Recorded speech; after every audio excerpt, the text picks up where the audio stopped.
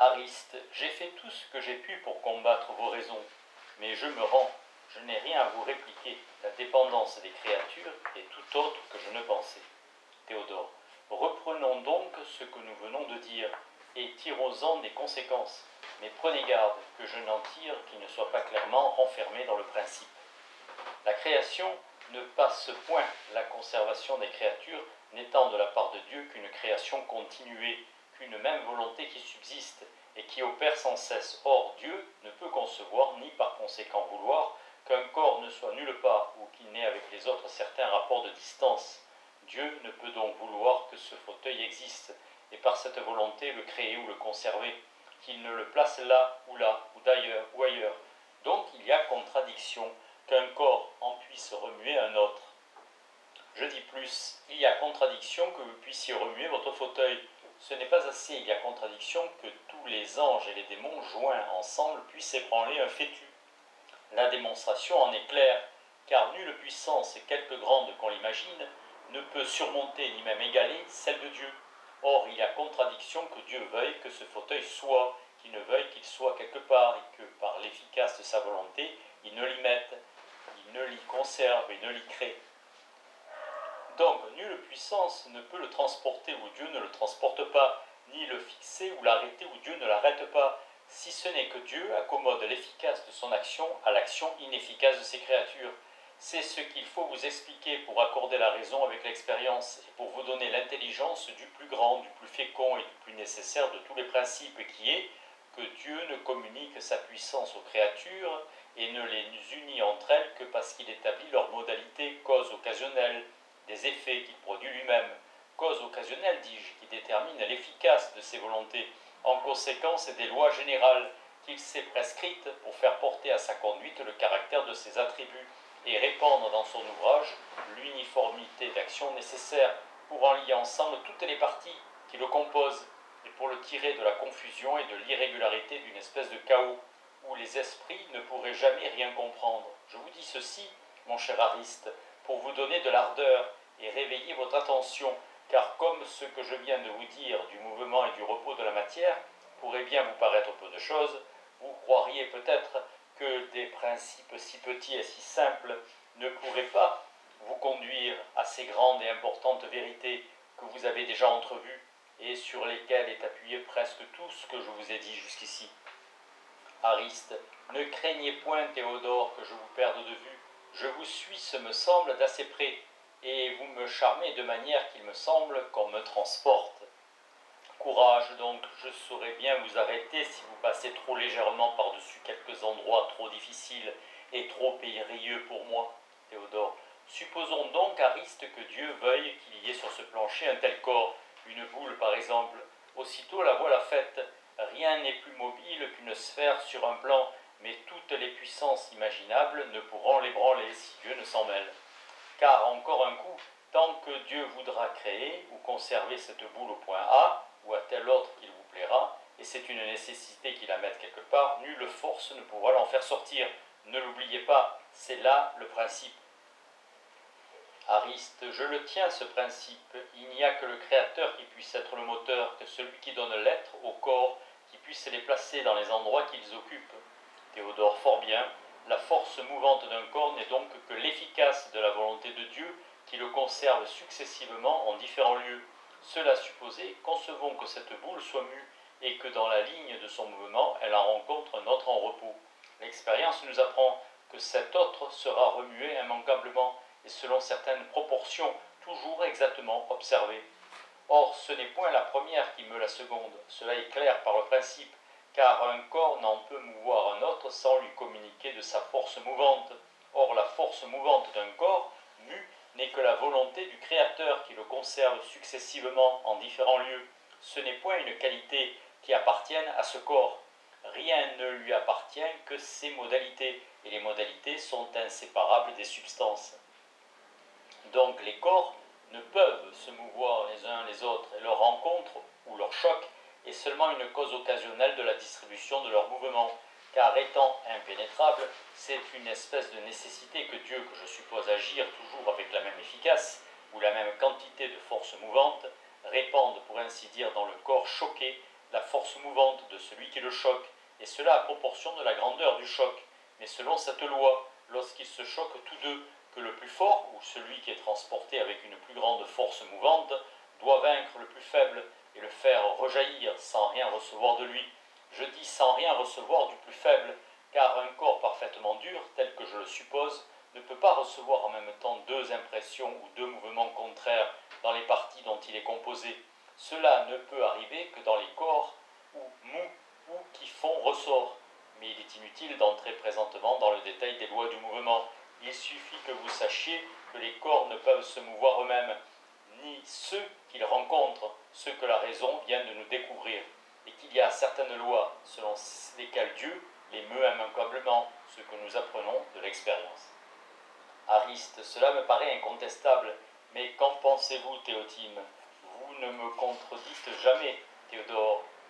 Théotime, il y a longtemps que je suis convaincu de ces vérités, mais puisque vous voulez que je combatte les sentiments de Théodore, je vous prie de me résoudre une petite difficulté. La voici.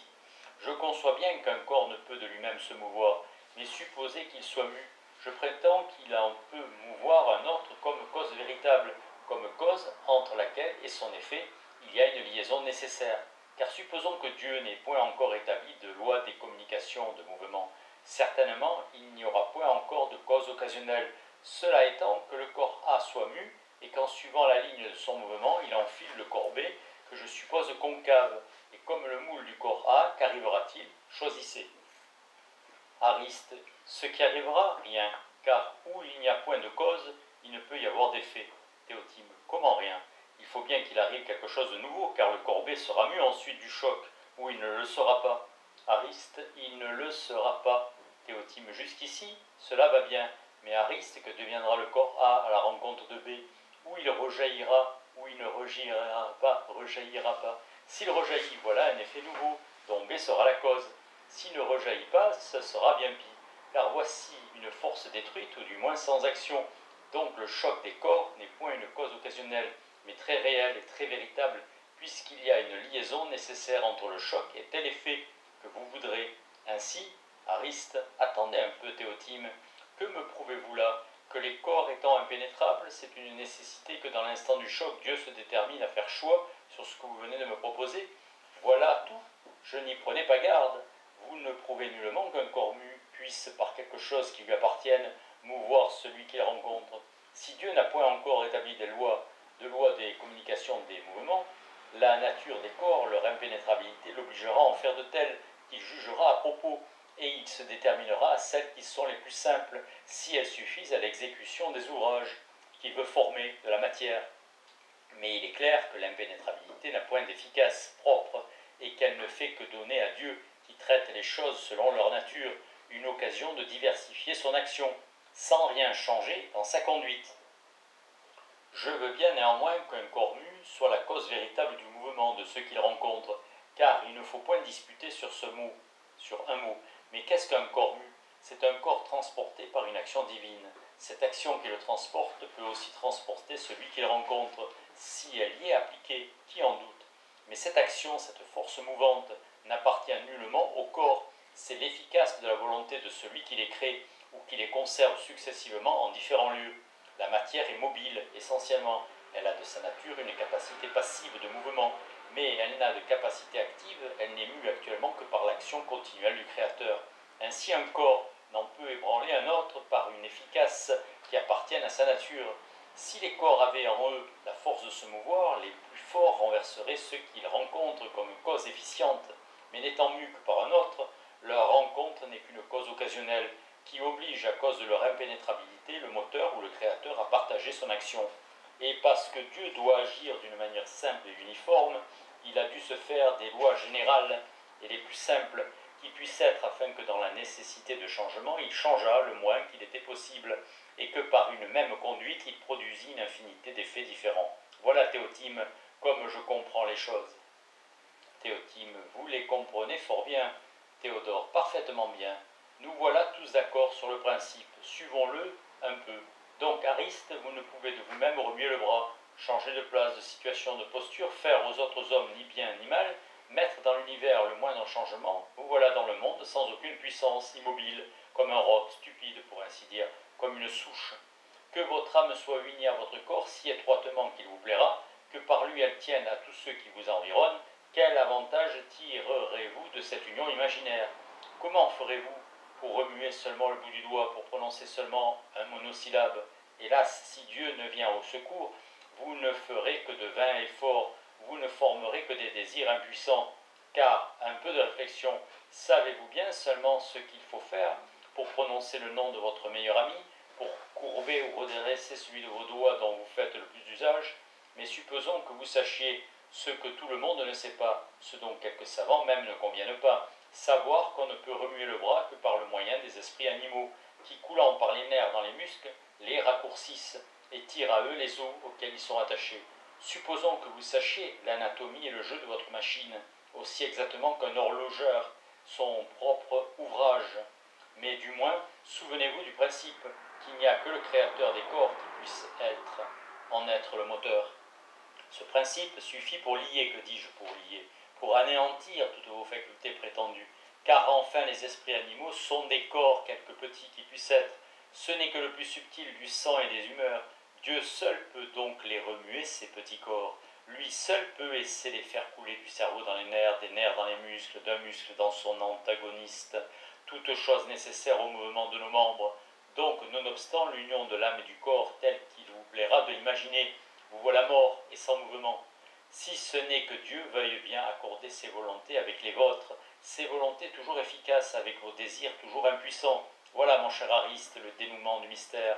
C'est que toutes les créatures ne sont uniques à Dieu, d'une union immédiate. Elles ne dépendent essentiellement et directement que de lui. Comme elles sont toutes également impuissantes, elles ne dépendent point mutuellement les unes des autres.